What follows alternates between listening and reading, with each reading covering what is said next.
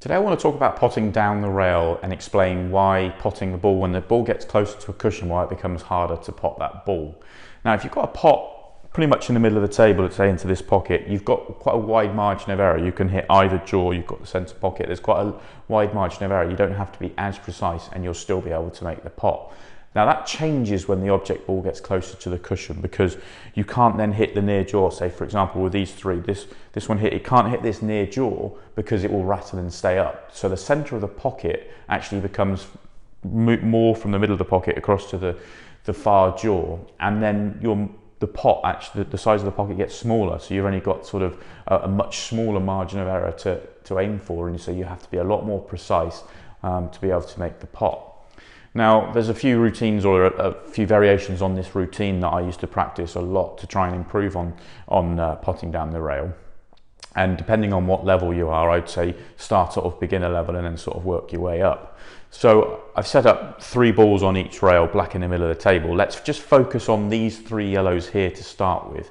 And a little routine is just to pot those 3 yellows in any order, but retaining position on the next yellow. So if you pot the 3 yellows, you complete the routine, you can then move on. Let me give it a go.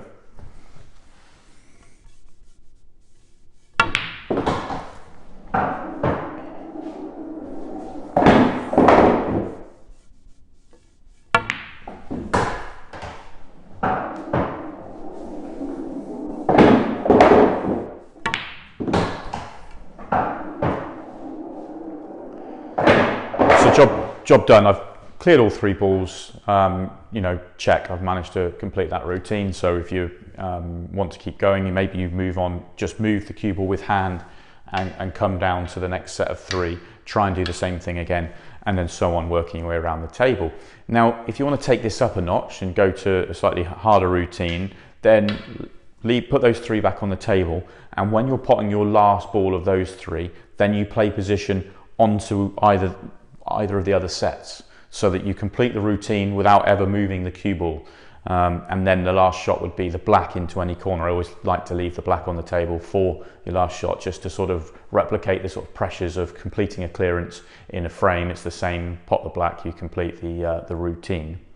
Now to take it to the next level again, and this will make it even harder, put these three yellows back on the table, and you play the same routine where you're moving the cue ball around the table, but you can't play the same set of 3 at any one after the other. So if I'm clearing one of these 3 up, I then have to come down the table to this set or this set, and so that you're constantly having to move the cue ball a lot further around the table, which will get you a lot better at replicating sort of shots in frames where you have to maybe make a ball down the rail and travel a little bit further.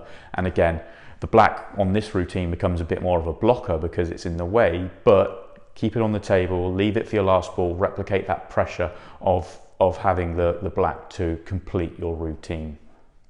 Thanks for watching, guys. I hope this I hope this routine will help you. Go away, give it a go. I'd love to hear if it has been of benefit to you, and thanks for watching, and catch you next time.